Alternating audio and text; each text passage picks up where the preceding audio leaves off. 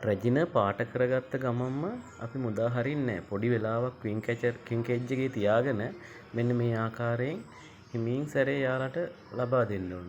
එතකොට අපිට දැනගත්ත හැකි යාලා රැජින පිළිගන්නවද නැද්ද කියලා. ඔන්න බලන්න.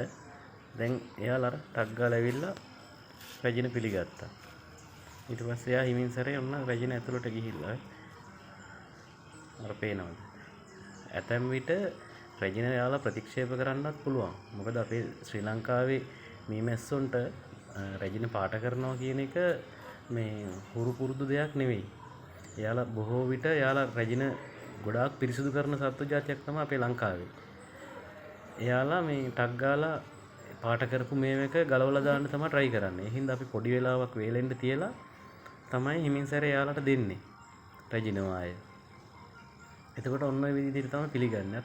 එයාලා දැන් ඇතුළට ගිහිල්ලා රැජින ඇතුළට ගිහිල්ලා එතකොට මෙයාලා වට කරගෙන බලනවා මොකද්ද මේ වෙනස උනේ එයාට කියලා. අපි හරියටම ලබන සතියේ නැවත වතාවක් චෙක් කරලා බලමු.